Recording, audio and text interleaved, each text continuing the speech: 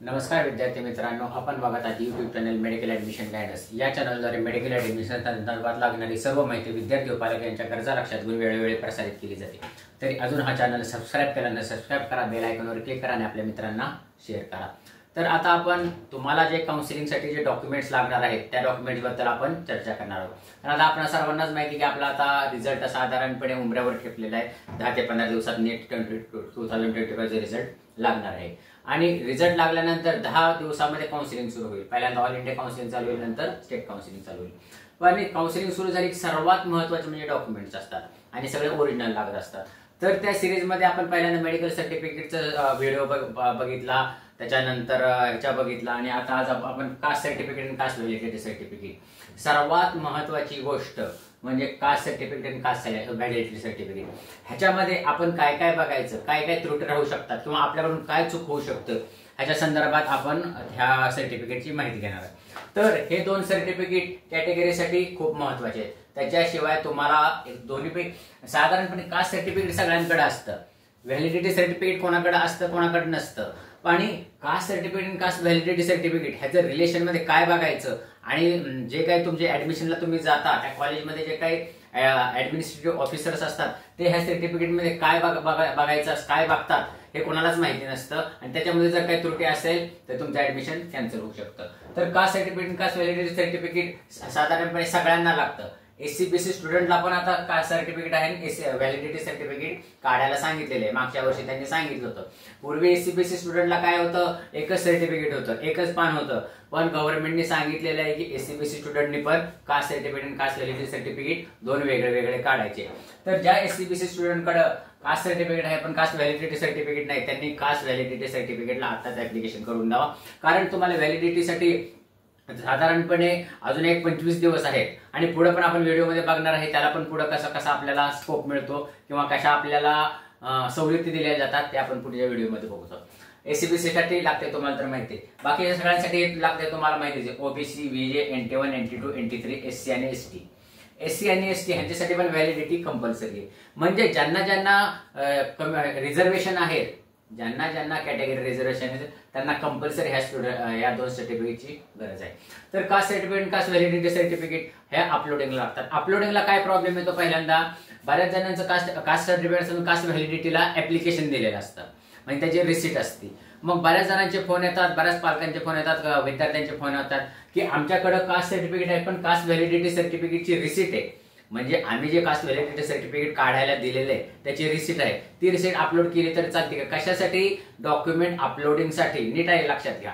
जेव्हा आपण CET सेलला application करतो, महाराष्ट्र सीईटी सेलचा गोष्ट म्हणतो मी, कारण ऑल इंडिया कोटाला व्हॅलिडिटी लागत नाही, एवढं लक्षात घ्या।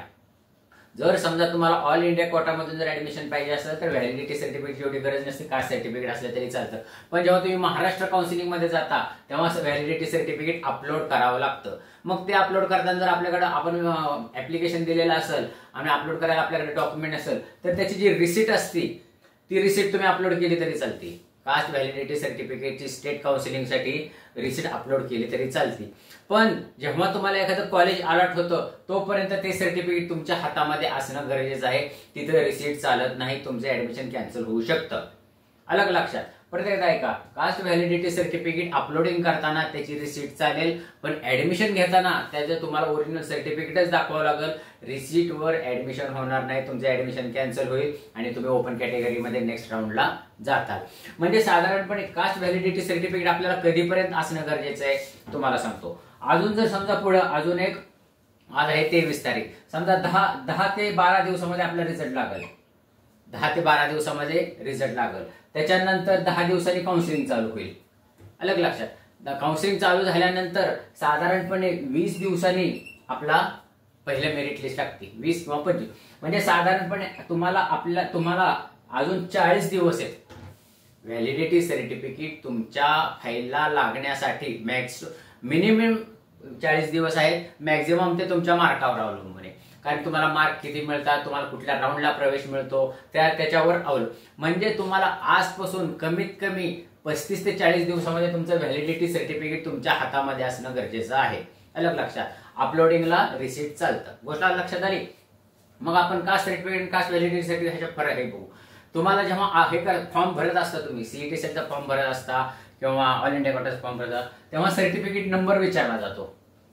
सर्टिफिकेट नंबर विचारला जातो. आत्ताच तुम्ही बघून ठेवा आपला सर्टिफिकेट नंबर काय आहे.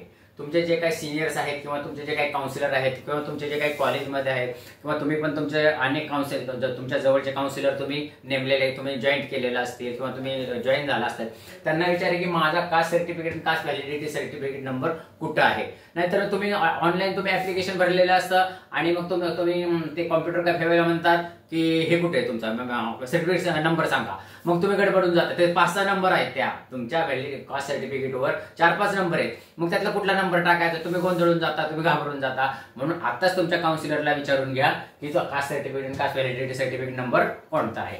गोष्ट दुसरी, बऱ्याच जणांचं काय होतं, पहिलं कास्ट सर्टिफिकेट हरवलं, कास्ट सर्टिफिकेट आणि कास्ट व्हॅलिडिटी सर्टिफिकेट काढलेलं असतं, पण पहिलं कास्ट सर्टिफिकेट हरवलेलं असतं. पहिलं कास्ट सर्टिफिकेट हरवलेलं असतं, नवीन कास्ट सर्टिफिकेट काढलं जातं. मग त्यांना काय वाटतं, आपल्याकडे कास्ट सर्टिफिकेट आणि कास्ट व्हॅलिडिटी सर्टिफिकेट. पण लक्षात घ्या मित्रांनो, कास्ट सर्टिफिकेटचा जो नंबर आहे XYZ आपण धरून चालू किंवा 1 2 3 1 2 3 4 1 2 3 4 हा नंबर आपला कास्ट सर्टिफिकेटचा आहे.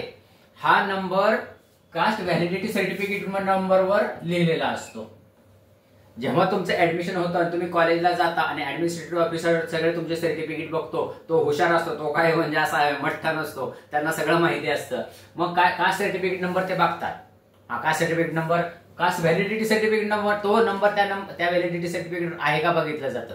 1 2 3 4 आहे, 1 2 3 4 आहे, साल बरोबर जुळतंय, म्हणजे ह्या कास्ट सर्टिफिकेटच हेच व्हॅलिडिटी सर्टिफिकेट आहे हे म्हणतो, तुम्हाला ऍडमिशन देतो. पण जर समजा तुम्ही जुन्या कास्ट सर्टिफिकेट व्हॅलिडिटी काढलेलं असेल आणि तुम्ही नंतर कास्ट सर्टिफिकेट काढलेलं असेल तर ते नंबर जुळत नाही, तो नंबर जुळत नाही. मग तो ऍडमिनिस्ट्रेटिव्ह ऑफिसर काय म्हणतो, तुमचं सगळं बरोबर आहे, नाव पूर्ण बरोबर आहे, गाव पूर्ण बरोबर आहे सगळं, पण सर्टिफिकेट नंबर तुमचा जुळत नाही, त्याच्यामुळे आम्हाला तुम्हाला ऍडमिशन का देता येत नाही, तुमचं ऍडमिशन आम्ही कॅन्सल करतोय आणि तुम्ही पुढच्या राऊंडला जा, तुम्ही ओपन मध्ये जावा. मग अलग लक्षात. तर तुम्ही परत तुमचे काउन्सिलर किंवा तुमचे सिनियर्स किंवा तुमचे जे काही जाणकार व्यक्ती आहेत, कास्ट सर्टिफिकेट नंबर आणि कास्ट व्हॅलिडिटी सर्टिफिकेट नंबर बरोबर जुळतेत का नाही बघा.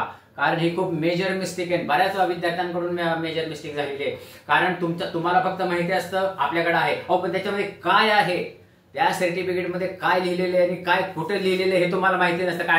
आणि ते लक्षात घेण्याचा तुम्ही कधी प्रयत्न पण केलेला नसतो. पण मेडिकल ऍडमिशन प्रोसेसमध्ये एक जरी चूक असेल तर तुमचं इनव्हॅलिड होतं आणि तुमचं ऍडमिशन कॅन्सल होतं. तर हे खूप महत्वाची गोष्ट आहे. मला वाटलं की तुम्हाला हे व्हिडिओ आवडला असेल किंवा लक्षात आला असेल. लक्षात आला नसेल तर परत एकदा बघा, म्हणजे तुमच्या लक्षात येईल. या अशाच माहितीपूर्ण व्हिडिओसाठी हा चॅनल सबस्क्राईब, बेल आयकॉनवर क्लिक करा आणि आपल्या मित्रांना शेअर करा. कारण हा चॅनल तुमचा मेडिकल ऍडमिशन संपेपर्यंत तुमच्या गरजा लक्षात घेऊन व्हिडिओ अपलोड करणार आहे. एवढं बोलून आजचा विषय थांबवतो. जय हिंद, जय महाराष्ट्र.